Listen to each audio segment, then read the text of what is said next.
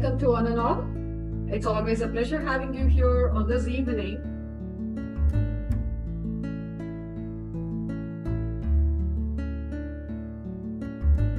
Again, talking about Mahila Udyami, it's an organization, it's an NGO for women empowerment, uplifting women across the globe. So on that note, what is this initiative of My Story, My Dream? Is that it's Sri Avatar. Whenever an avatar is born, she's called an incarnation. That means she's meant to be good. The first thing, she's going to share the good values. And on that note, when you're striving for good, it's not going to be easy as ever. There are always challenges. But some people have really captivated these challenges, made them their strength, and achieved a long, long way in their life. So at a time when a society remains captivated by any kind of flawless image and curated success, My Story, My Dream takes the pleasure of having them here, dares to champion the most courageous narrative as one loaded with authenticity, and it is celebrated for perfection, and the vulnerability is recorded as the birthplace of the true strength. So here, remember, success is not measured by titles alone, but by the depth of the personal meaning and the legacy one is leaving behind. So by honoring these unfiltered stories and embracing our shared humanity, My Story, My Dream fosters a vibrant community where women uplift one another and the generations are empowered to dream boldly. Through the wisdom of the diverse voices across the globe, be it entrepreneurs, be it artists, be it leaders like us, the show offers both validation and practical inspiration, reminding that the greatness is not just forged in spite of the struggles, but because of them, it is always flagged high up. So this My Story, My Dream is merely not a talk show. It's a movement. It's a movement to redefine success, nurture resilience, and ensure that every woman's journey, in all its honesty, becomes a beacon for those who follow. Thank you. So welcome to My Story, My Dream. On that note, we have a very, very, very, very privileged, esteemed guest who have joined us today from US, Dr. Linda Pereira. Welcome, ma'am. Welcome to our show. Good afternoon. Yeah, some of the few things which I know about Dr. Linda Pereira, I'm going to share here, but I'm so very curious to know more about her. So, ma'am is done business tourism and events expert, UN international consultant on women's economic empowerment, a global stage presenter, CNN commentator, media trainer, corporate diplomacy, designation strategist, and ambassador of world's talents.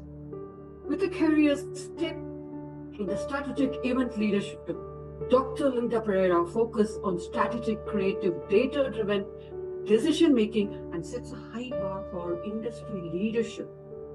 Our esteemed guest, Dr. Linda Pereira, is a university professor, CNN commentator, and international speaker and consultant.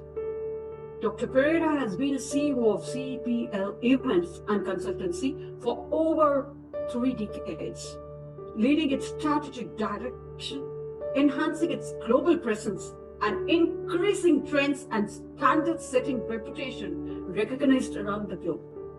Dr. Pereira's background includes expertise in education, communication, and international relations, as well as corporate diplomacy. Ma'am has always played a role in world-changing events. So, as the title goes, she's always called a trendsetter and a flag barrier, and has set innumerous corporate association boards and won countless awards. Welcome, ma'am. Welcome. The list goes on. Believe me, the list goes on. It's always a pleasure, and it's our privilege to have you today on this test. Thank you. Thank you, Dr. Thank Lind. you so much. Thank you so much. And it is my pleasure to be sharing this conversation with you, my dear. Yeah. So it's always a pleasure. When we talk about women, certain people always flashes our mind, and we always love to have with them, interact with them, because we are so inspired by them. And definitely, Dr. Linda, you are one of those. That's why we really wanted to have you in our show. Thank you so much. And I know behind this limelight, there must be huge number of struggles, and those challenges which you have challenged them right away and made it like your chariot to take you forward in the process of career. So on that note, let's go on to the questions which I have from our dearest audience. So they would like to know about the early spark of your life, Dr. Linda. What was the first version of your dream when you were a little girl? Did the upbringing of your early environment shaped up this woman whom we are seeing today? Or was there a specific person, maybe a role model, or the one who believed in your dream before yourself? Thank you. That's actually a very interesting question. Actually, it's all of those things together. I don't think one factor can determine who we are. I think we need all of those. I was brought up in a very poor family, and we worked. My mother was a housekeeper and a cook in the kitchen, and my father was a gardener and a handyman. He repaired things, etc. We had a very small house, and I shared a room with my sister, my younger sister. However, we lived in the basement of a very wealthy, noble house. So I was aware that we were different from the people upstairs, obviously. But I think it's because of my mother and father, I never looked at those people or even considered them as being better than me at all. I was brought up by parents who were focused on education. They believed that education was the solution to everything. You must study, you must be the best version of yourself, you must work hard. And I was actually led or inspired by parents who were hard workers, who worked really hard and who focused on creating self-confident children, okay, children who believed in themselves. So I kind of always looked at, in fact, there's a lovely little story where I would lie on the stairs when I was about 6 and look at what was happening in the dining room with all these people wearing beautiful dresses, etc. And I said to my mother, my mom says, I'm going to be there one day.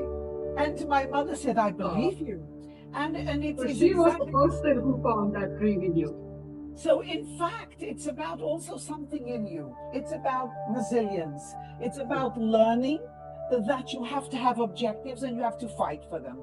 Then I was very lucky because I was educated in Britain, in a country that has meritocracy. So I worked very hard at school. So every year I would win a prize or a scholarship or something. The teachers saw in me something special or something worth defending. So I had scholarships to university, so I was able to get into the best university in the UK. But the mindset must be, yes, you have a scholarship, yes, you go to university, now you have to fight for it. Now you have to deserve it. In my mind, this was always, I always worked very hard. One thing that is my personality is that I'm not really afraid of anything. And so I will have a go. I always say to myself, maybe you win, maybe you lose. If you win, great. If you lose, you learn a lesson. And that's exactly how I always fought my life.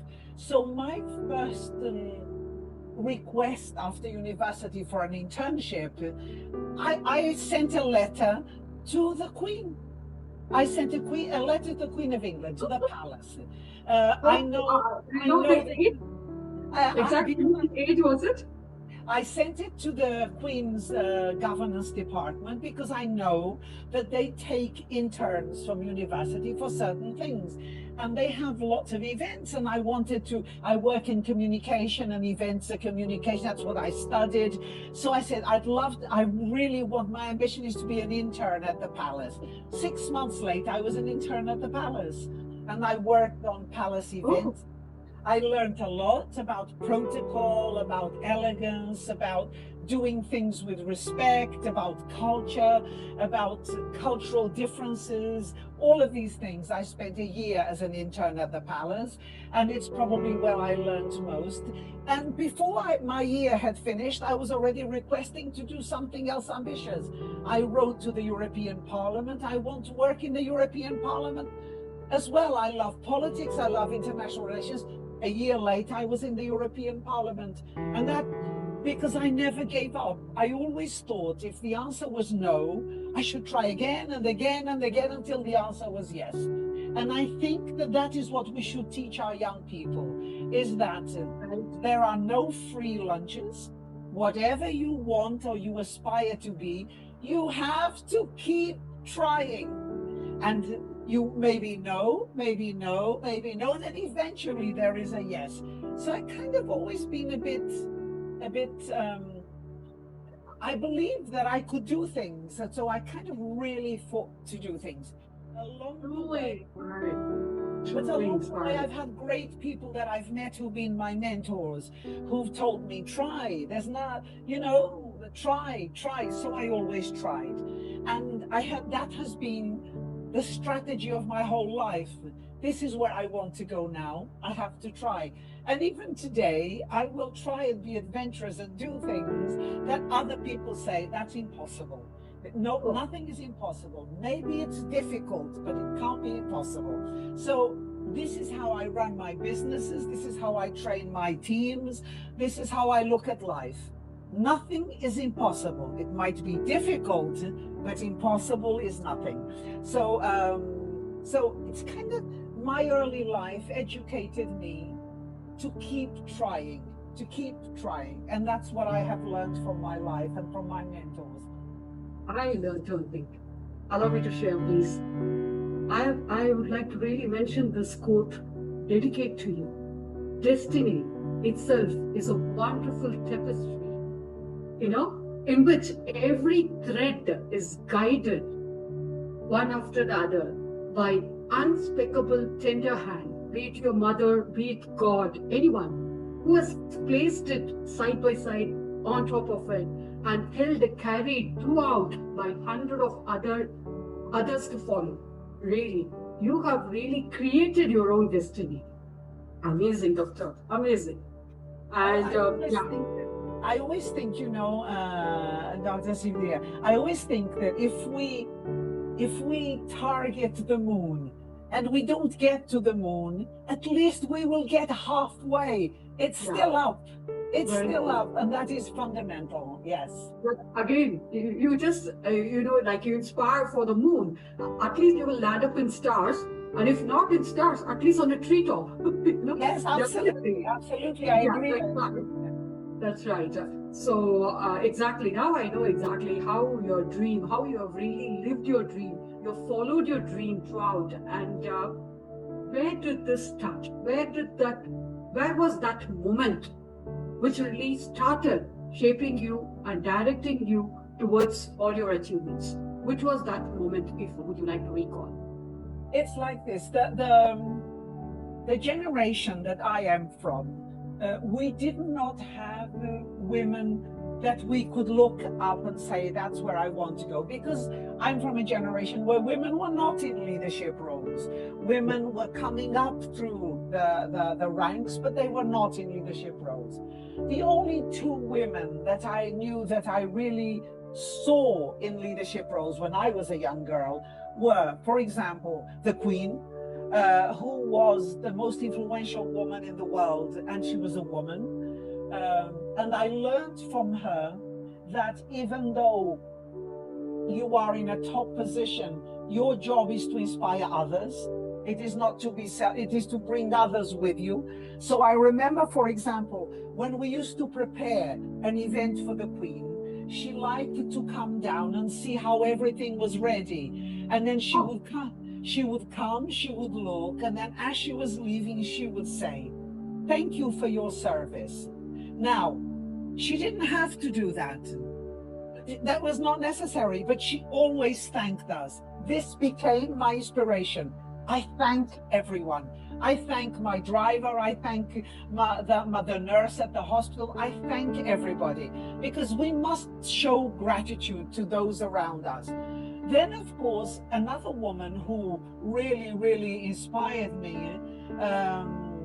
was Margaret Thatcher. I did not like Margaret Thatcher. I did not like her politics, and I did not like her philosophy of life in politics, but I respected her tenacity, her capacity to aspire to lead, to be the first woman prime minister, to not allow anything to tell her no, and to continue working forwards as a woman, her integrity and her philosophy. So I actually worked with her for 2 years, and although I did not respect her politics, I respected her view that we should create a world that makes gives everybody the possibility for mobility upwards. She believed that, and that is good. So I had people that I aspired, that I looked at, because even today, I will look at someone and I never criticize. I say, how did they do it? Let me analyze so that I can do the same and follow a similar path, because if that's where I want to go.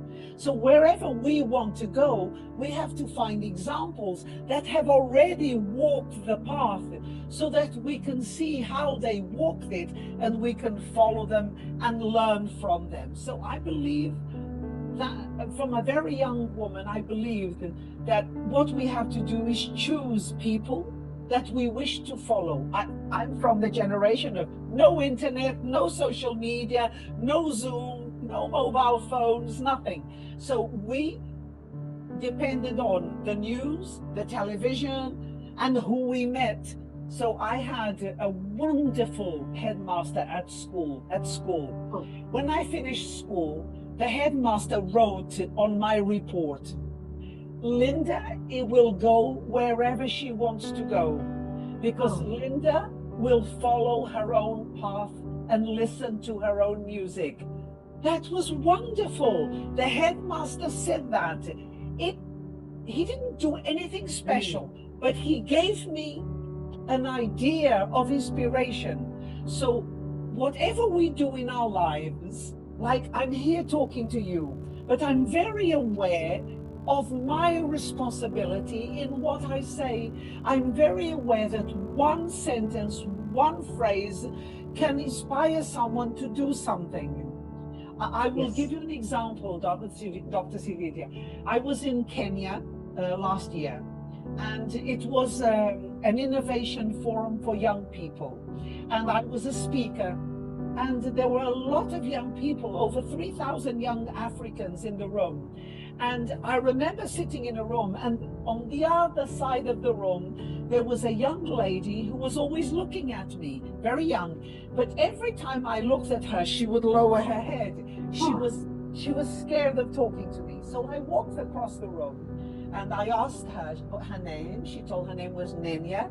And I said, Nenya, you're looking at me. Do you want to talk to me? I'm happy to talk to you. And she said to me, I heard someone told me that you love earrings, okay?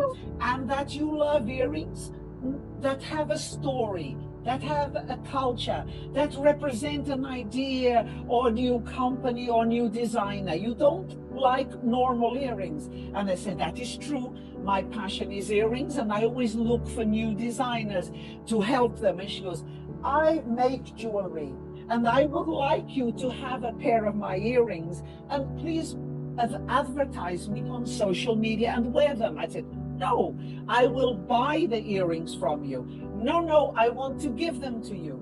So I put on the earrings, I took a photograph with her, and I asked her email, and I put on my website and on my social media. And the next day, Nenia came to me and she was crying and crying and crying. And I said, "What's the problem, Nenia?" And she said, "You put it on your social media, and the lady from America who is the president of the business council and says that she is your friend, she says she will make an order, but she told all her friends, I have 600 orders and I have no one to make them." And I said to her, I will invest $500. I'm going to give you $500. You will make 5 earrings for me every year, and you will contract staff to help you. Today, 1 year later, Nenia employs 632 people. And What it's an inspiring, what an inspiring story what we do every day, even if it's talking to someone or buying a coffee or something we say, is going to change someone's life. So let's say something nice. Let's always say something positive. And if we have nothing nice to say, keep quiet. Okay? Let's always say something nice. So I do believe in the power of influence. My headmaster at school made me believe that I would make my own path. That is so important. And that is how I got courage to write to the Queen, to write to the Parliament. You need to have people that believe in your path. And you need to find them. There are many. And that's not your mother and father. Your mother and father are your support. You need to find people outside that you must tell your story to and help them, ask them to support you in finding a way, climbing a ladder, writing a letter, something to help you. But you have to choose the people that inspire you. And then you ask them to help you. Again, I'm getting inspired. I would like to dedicate one more quote for you. Those who bring sunshine to others cannot keep it within themselves. They're born to shine. They're born to illuminate the whole place. That's what you have done. Really. Thank you. So inspiring, Doctor. I really can't, I'm running out of words, really. Really. Thank you so much. Really amazing. It is amazing. And it is really our pleasure, our privilege, and it's just our privilege to have you on our show. Not at all. Yeah, exactly. And since you are talking about your journey, like you've written to the Queen, and which has opened so many channels for you, not every journey is going to be as easy as we are going to think. What is that one challenge which almost made you give up? Can you please describe that moment where you didn't give up, you didn't doubt yourself, as you rightly mentioned, the resilience that has really come in you and taken you forward to see, towards success. Can you just... I have had so many, Doctor. I've had so many, but I'll tell you two that really kind of were great challenges that you almost give up, but then they inspire you to move forward. I had cancer. In 2019, I had cancer. And I had just expanded my company. I had a team in place, and I was diagnosed with cancer. And that is the only thing that truly stops you. You know, when someone tells you you have cancer, your brain stops thinking immediately. And I remember that I went to the doctor, and she had a little box of paper handkerchiefs, and she put them on a desk. And when she started speaking to me, she pushed them in my direction, so I knew it was bad news. So she said to me, "You have cancer." And she expected me to cry, and I was quiet. And then I said, "Okay, I have cancer. How do we treat it? Okay, what stage and how do we treat it?" And she said, "Oh, I was expecting a different reaction." I can't do anything to fight cancer. You can't take a pill, so there must be a strategy. So she explained to me that it was going to be a long process, and then after the process there would be chemotherapy and whatever. I would not be able to work, I would not have the energy, I would not be able to have the life that I have, where I travel across the world. I live in an aeroplane, really. I could not have that life because treatments have to be continuous, okay? And so I must make a plan for 1 year to 18 months, okay? And after that, we will see.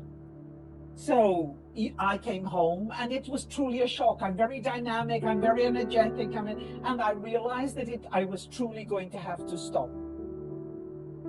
And I started my plan, my delegation plan. I went to the company, analyzed who I could promote within the company to substitute me, chose the person I thought was best, immediately sent her to university to do a postgraduate degree in strategic management. I said, you must study, because when you have to come back and do this while you are working. And then I said, now you have to choose someone below you, because there has to be everyone coming up, because every place has to be filled. She started, I have great loyalty from my team, great loyalty. So I started preparing a colleague, and then I started my treatment in November, and in February of 2020, next, COVID hits. Okay? Oh, yeah. COVID. And so you have two mega crises, because I had my business all over the world. I work in bringing people together. COVID, you can't bring people together. So my business was the first to close and the last to open. We were closed almost 2 years. So I thought, okay, everybody's working from home. I can work from home. I have cancer. I'm not dying, I'm having a treatment. I can work from home. So what I did is I brought my team in, and I said to my team, now it's even more. We are going to be the best company, and we work in communication. What is the problem in COVID? Communication. Everyone has to learn to communicate online. Everyone has to learn to move online. Teachers, educators. So you are going to write to all the universities in Europe and say, we can train you to do this, and to continue your businesses online. We can train you to do this. And suddenly we just pivoted to a new business. So all the universities started contracting all my team. My team was working more than ever, doing Zoom training, Teams training, communication, strategic pivoting for companies, how to do distribution online, how to promote your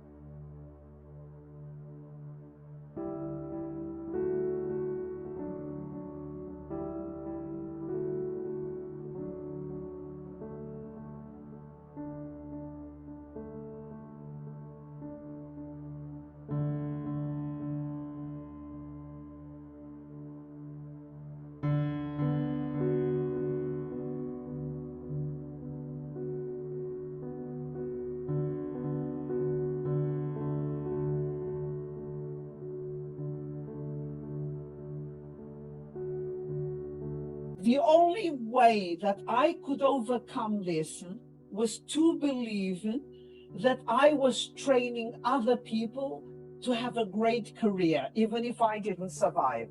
And I took 25% of my company and I gave it to my employees. They became my business partners. I gave 25% of my shares to my employees, because I believe that if you work in something that is yours, you work better, you work more passionately, you work more dedicatedly. So today, my team own 25% of my shares in my company. because I gave it to them during COVID. And my company survived and we got new clients. And 5 years later, I was in remission. In 2023, I entered into cancer remission. Here I am.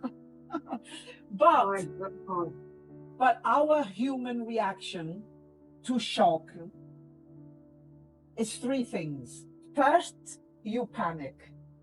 Then you start accepting, okay? Then you know, and you paralyze. So you panic, then you paralyze. Oh my God, how do I do this? What can I do? And then your strategy must be to pivot, to find a way out of this problem. If you only focus on the problem, you paralyze, okay? So what helped me was not because I'm different, it's because I stopped focusing on the problem. I started thinking, if I'm not here anymore, how can my company continue? I have children, they need to survive. I have grandchildren. I have lots of things. I cannot leave my children dead or a crisis. So let me promote the right person who will honor the legacy. And we must focus on a solution, not on the problem. We must always focus on what is the solution, not on the problem. Because if we only look at the problem, I learned a great lesson. If you only look at the problem, you can't see the solution, okay? And it's very important. I have this problem. I have this mega problem. Let me talk to people who can advise me. Let me find a way. Because a problem is only a solution we have not yet found. So leave the problem. There must be a solution. There must be a solution. There must be. And you have to learn to ask for help. Because sometimes women do not ask for help. Women, they don't like to ask for help. You must ask for help. Yeah, very true, Doctor. I'm speechless. The first place I would tell you, I'm speechless, and I really see you as how you have taken the challenge on your shoulder. Your challenge, you have just put it on your shoulder like an armor, and you just proceeded further. You just walked further like a warrior in the battlefield, taking everything onto your stride. You know, there is one saying. Mr. Churchill in the UK had a quotation that I use very often. It was during the Second World War. He was leading the country, and in a speech he once said, if you find yourself in hell, the only solution is to keep walking. Okay. And that is a very inspirational idea. And also there is a saying, allow me to just mention it here from Hindu mythology, Ham Brahmasmi. What does it mean? You sparkle and shine from the gleaming beauty of your own spectrum. The energy that we are talking about, the light that we are talking about, the guiding light that we are talking about, it's not going to come from outside. It's there within us, and we are the one. We need to bring it out, not to provide light or not to show us the way, but even for others to follow in our way. That's what I could see in you, Dr. Linda. Really, hats off to you. And really, I'm speechless. I'm really speechless. And my mother was ailing from cancer for 10 years. I know how painful it is. And she fought for the whole 10 years, I would tell you. Yes, yes. And she just lived through and through, and I've seen it literally, and I can really understand the pain, what you have undergone. You know exactly what it is with the chemotherapy, with the radium, with the loss of hair, and other external factors. And you were working. My mom was not working, but still she was taking care of the family. She was putting up a very brave front. And as I told you, you have taken your threat as the armor on your shoulder, and you just move forward like a warrior in the battlefield, and really truly inspiring. Definitely, I'm sure every one of them who's going to read this will be inspired by Dr. Linda. Definitely. Thank you so much, and there's so much to learn from you, really. The second thing that you rightly mentioned, success doesn't come and knock at your door, and you go behind it, you go get it, as long as you're just doing it. And definitely, as we have seen what is behind your success, exactly, I would like to really want to know more about exactly what is the difference that you are trying to going through your difficult times, sometimes you truly feel that if this would have been happened to me, I would have been there. Yeah. Or if this would not have happened to me, I would have been something. Is there something that you can really relate to us today? Exactly. Something which would not have happened. Like I'm talking about possibilities of life. If this would not have happened, I would have been there. I believe truly in social empathy. And there is a saying that I think about now and then, which is whenever I see someone suffering or someone taking a route, I always think, there, by the grace of God, go I. It could be me. I think of life as you turn left, but if you had turned right, you would have gone in a different direction. Life is, no matter what we believe about life, very often we ourselves are the ones who change the route of our lives, no matter what is destined for us. I left the UK to go and live in Europe, in Belgium.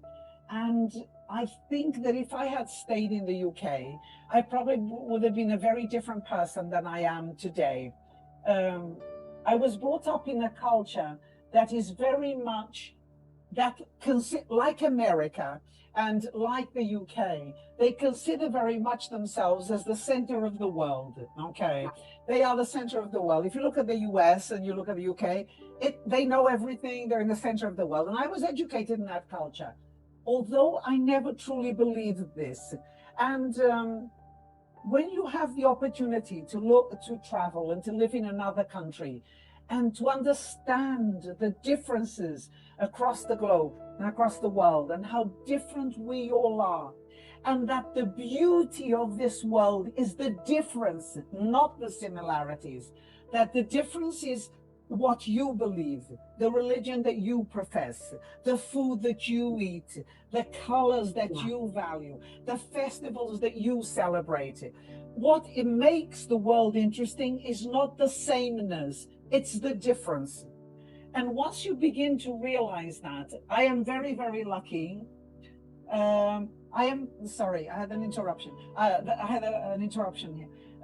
Once I started traveling around the world, I realized that what truly makes us interesting is what divides us and what makes us different. And I have since then, since about my 40s, more or less, I have adopted this philosophy, which is more, my role is to connect people and connect ideas. That must be my role, to connect people and connect ideas. Because I think that if we live too much in our house and in our garden, we forget that the rest of the world is as valid as we are. I am very proud today that I am invited to celebrate the National Day of Iran, the National Day of India, the National Day of Kuwait, the National Day of Saudi Arabia, the National Day of the UK.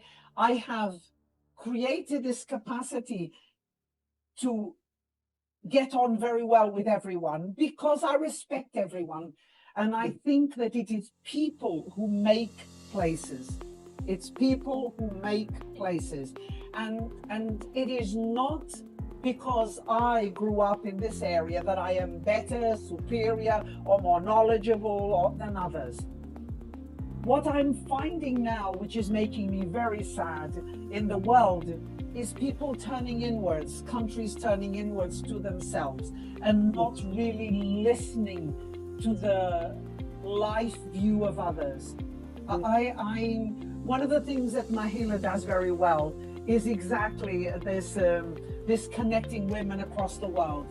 Accepting differences. Yeah, I don't know if you know, but the Prince of the Emirates has actually declared that from now on, he doesn't want women to be called housewives or homemakers. Yes. He wants them to be called shapers, generation shapers. And that is most important. That is most important. Where does that idea come from? From sitting in his office? No, from listening to women, listening to global voices. welcoming to his country women with voices who tell the men that women are the peacemakers, that if the world at the moment had more women in leadership, there would be more peace. Because women are by nature aggregators. They're by nature, they have a lot more emotional intelligence. So by nature, they are unifiers. And I truly believe that women have no right to stay quiet. Women must use their voice to demand peace, to demand interaction. Anyone who is in a position of using their voice and does not is a coward, because women must come to the front. And this is my new battle today, is that women learn to use their voices to demand that the world that they are half part of, you know, the Chinese have a beautiful saying. They say that women hold up half the sky. So half the sky belongs to women. So if half the sky belongs to us, then we demand half the right to speak, to give opinions, and to change the world that we live in. Because the other half are our children. So women hold up half the sky, and the other half is held up by our sons. So let's educate our sons. Let's stop saying we need to educate the girls. Yes, we do. But we also need to educate the boys. Okay? And this is my new mission in life, is that to keep speaking and to keep demanding for more women in leadership, to support more women in leadership. Thank you. Amazing it is. Amazing. The way that you have conveyed. First is that accepting differences and celebrating differences across the globe, whichever way it is, that is life or the professional career or the different country that you're moving with, collaborations that you're moving with. Celebrate all those differences so that we enjoy, we be a part of it, and we welcome others to be a part of it. Last but the least, the thing is that you mentioned about our Prince, who mentioned that women are the generation makers. And to add on to that, what was said is that our Prime Minister has already mentioned you educate the women and you're educating the whole nation. Absolutely. You're educating the whole generation. Absolutely. Absolutely. Yes, exactly. So absolutely. Educate the women, they share this knowledge with the village. So yes, you educate the women, you educate the nation. Yes. Yes, very true. Thank you, Dr. Linda. Thank you so much. And we are coming towards the end of the questions now, and more on exactly the one viewer has asked, what does success truly mean to you? What does success mean to you? And what are you as a person most proud of, if I'm right? Yes. That's a difficult one. The success one is very easy. Success to me, I only have, in my life, I always believed that the only people that I owe anything to are my parents and my children. They are the only ones that I need to be proud of me. My parents and my children. Everybody else's opinion, I don't know the people, so it doesn't matter. Okay, I'm not the kind of person who worries what people say about me on social media, because I don't know those people, so I don't care. All right, so I only care about my parents and my children being proud of me. But what success should mean, and it's what it means to me and what it means to everybody, is that I can have a position where today I can pay it forward. I can help other people achieve their own success. So when you come to a certain level in life that you think, well, I've achieved success, then it's time to help others achieve their version of success. That is what should be the reason for having success. I am not the person who has the ambition of the big house, the big car, etc. What success means to me at my age is a good night's sleep, surrounded by friends, and being able to pay my bills at the end of the month, you know, my electricity, my water. Apart from that, everything else is extra. So my job with the extra is to create the context around me, because what is the use of me being successful if nobody else is? Yes. Okay, what is the use of me selling anything if nobody can afford to buy it? Our job, once we reach a certain level of success, must be to help the context around you become successful too, because that is the only way you can have better clients who can afford your products and you can afford to continue being your customers, or you can help the society around you, because success must be like a wave. When it comes in, we all rise together. If we don't rise together, there is no wave. Okay, it's really, really important. So Right? that is what I believe is a success. What I am most proud of, I always say in my CV that my two daughters are my claim to fame. I've worked a lot all my life. So my children grew up without their mother always present, okay? But always protecting. And I truly believe that sometimes we use our children as an excuse. Oh, I can't do that because of my children. Please, mothers, don't do that. Girls need to see their mothers achieving things, being happy, taking care of themselves. That's how you teach girls to be happy and to value themselves and to take care of themselves. So what I am most proud of, although it was very difficult, is to have educated two girls that do not need me. It's wonderful. Oh, They love me, but they don't need me. It's that's wonderful. My daughters speak to me every day. They live in different countries from me. They travel as well. But my daughters love me. We are connected. I love my daughters more than anything in the world, and my granddaughters now. But they do not need me, because the job of a mother is to educate people who do not need you. Okay, who can stand firm, who can fight for what they want, who can choose their own path. So I am here like this. If they need anything, they come home and they get me. But if they don't ask, I don't interfere, okay? Because my children are independent, brave women who are making their own path. If they ask me advice, I give it. They don't ask, I don't give, okay? But we talk to each other every day about the children, the adventure, the work, what they're doing. So if you ask me what I'm most proud of, is having had a career all my life, never stopped working, yet having two independent adult women who have always believed in themselves and their capacity to achieve and to fulfill their dreams. That is what I'm most proud of. beautiful. Such a beautiful, the way that you have just put it forward.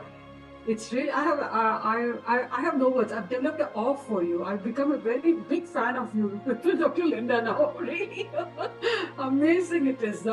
Amazing, really, the way that you put forward. I am sure that both your daughters are most fortunate girls on earth. Definitely, definitely. And allow me to share one thing since we are talking about women. My mom also was a great inspiration of mine. She's more like you. The words that I could you just said now. I was relating it to what she has told me. She said, "You keep on working until when you enter a room, others will definitely stand up to give you respect. So you don't need to be introduced, but you're already introduced, and you don't really go demand respect. The respect that you already earned for yourself. So really, you are definitely one of them, which I was able to relate really. So having such a successful life, Sorry? having such a very successful life and career, Thank you. Thank you. I What's work your- hard and I'm proud. what's your next dream? What's your next dream? I'm sorry, sometimes the connection fell. What's my What? next dream? I'm always looking at the next dream. I'm always looking at the next dream. I want, I really, my advocacy at the moment is not really a dream. My advocacy at the moment and my passion is truly what I have said, is elevating other women. It's leaving a legacy in the world where we are not talking about equality anymore because it's a fact. Yes. While we still talk about equality and equal opportunities, it's because there are none. So really, my commitment in my life is to use my voice and my influence to talk about gender parity and gender opportunities, because I think that we should all leave a legacy. Everyone should leave some kind of legacy. It doesn't matter, it depends what your passion is. Change a law, change something. For me, I would like to leave a world where women are not the first, where we don't talk about equality because it's there, where we don't talk about equal pay because there is equal pay, where we don't talk about equal opportunities because there are equal opportunities. And that is very difficult. It's not going to be in my lifetime, but I'm working hard to bring it as close as possible. That's what I would like to leave as a legacy. At this point, I have decided to give you a gift, a magic wand. A magic wand, invisible magic wand. If I'm going to give that magic wand to you, what would you like to change with that magic wand? What change that you would really want to have? Oh, immediately I would change 5 leaders in the world to be women. I would make the President of America a woman. I would make the President of Russia a woman. I would make the President of Israel a woman. I would make the President of Iran a woman. I would choose 5 leaders that we need to substitute by women. And then they would sit around the table and talk to each other and say, what a nice dress you are wearing. Where did you do your hair? Let's have a conversation. You will give them the earrings and say that, here you go, come on, let's have a conversation. Let's have a coffee and eat it, right? Let's talk, let's have a conversation. What world would we like for our children?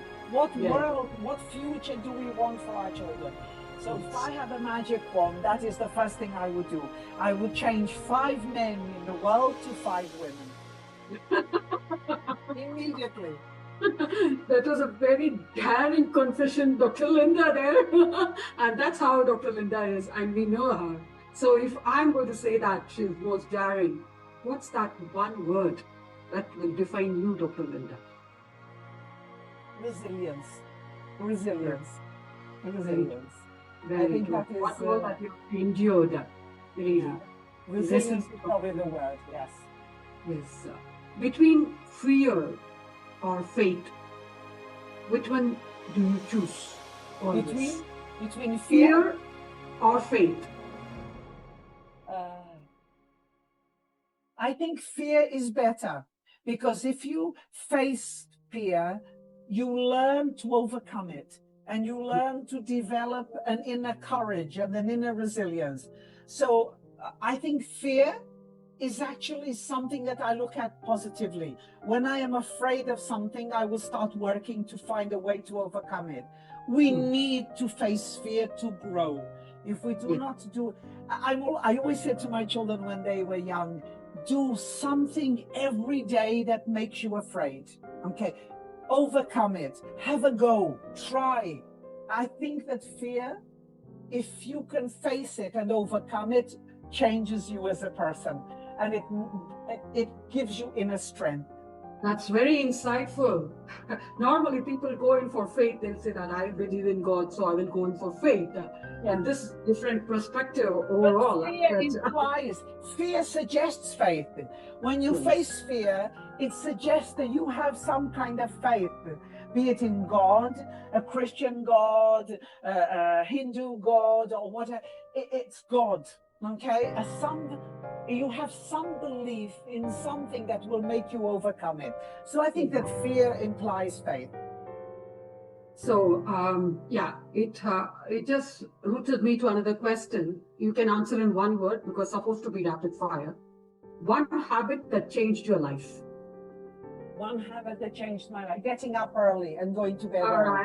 Getting up early and going to bed early. All my life I've got up early. I think 90% of the women would say this, because always I would see that in every single family, like women on the early rises. And one message that you would give for your younger self.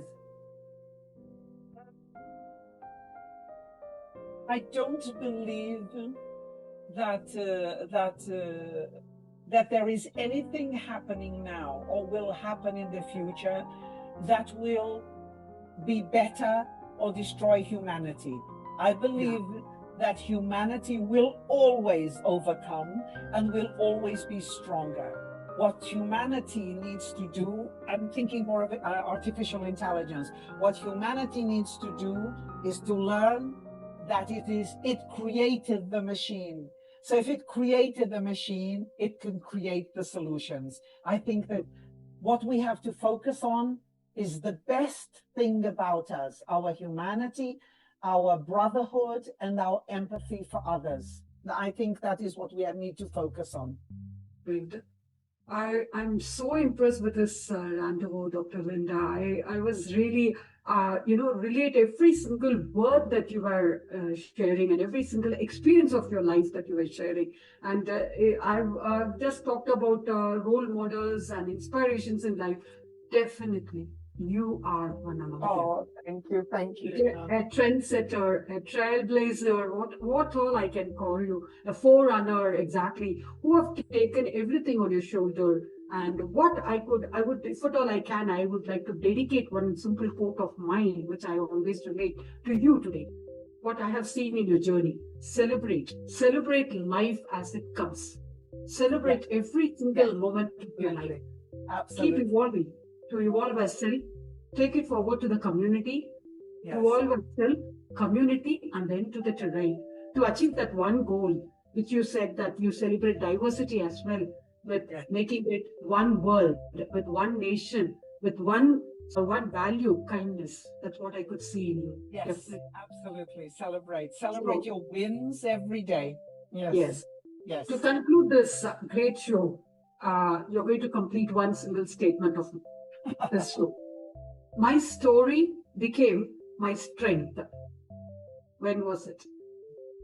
My strength and my story were designed by the people I met along the way. Okay, because I believe that nobody goes far without others joining you on the walk. Sometimes you have to leave them along the way because they came for a reason and they have to leave. And sometimes they walk with you eternally. But it's the people along the way that will design your journey. That's a very powerful lesson, Dr. Linda. Every single people whom we meet in life as a lesson. Yes. Definitely. Yes. Either the lessons that we learn for our life or the lessons that we cherish for our life. Whatever way it is. Yes, exactly. Amazing.